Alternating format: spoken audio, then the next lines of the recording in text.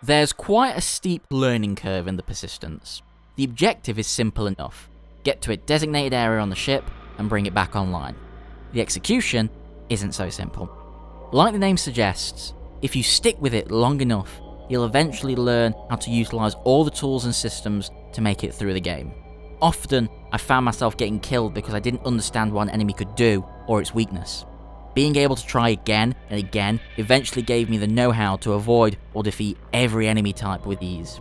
It's mostly knowledge and careful thinking that you'll be using to beat your opponents.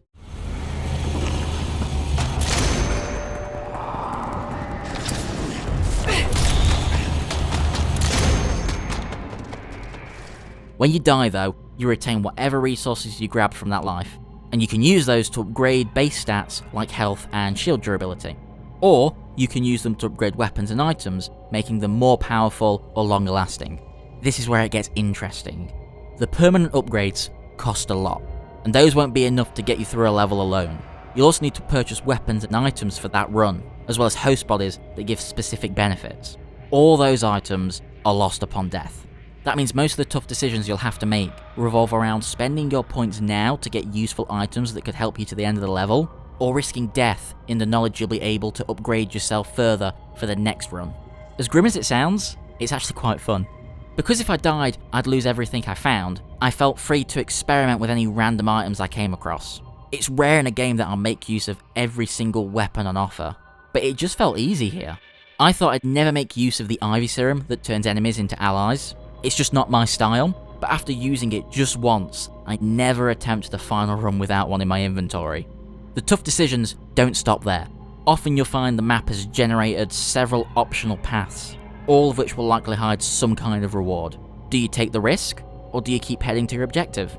Sometimes the hidden areas aren't so optional. On one occasion, I thought I knew my way, so I stopped paying attention to the many maps placed around the ship and found myself stumbling into a mini battle arena. To survive, I had to beat an enemy I hadn't had any experience with before.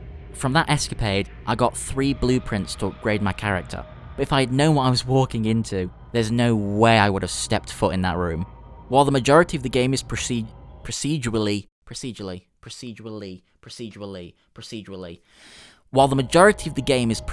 generated, certain sections are handcrafted, but they're so expertly woven into the rest of the game that they don't stick out at all. It makes a nice change of pace too, because some areas ramp up the atmosphere and tension to 11.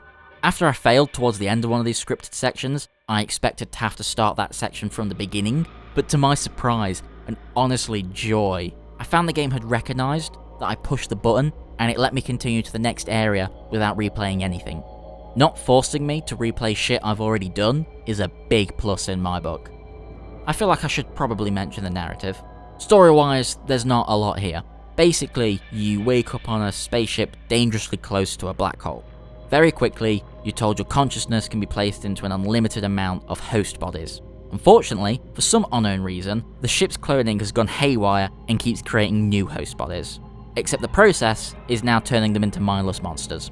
You need to use your newfound ability to restart and escape that ship. It's a nice concept that isn't explored in too much detail.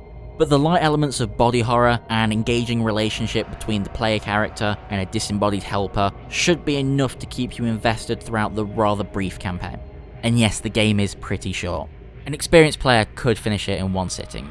But just like with the gameplay, the Persistence encourages you to challenge yourself with harder difficulties and trial modes. When all was said and done, I'd sunk quite a lot of time repeatedly smashing my head against the rock-solid wall that this game can be at times.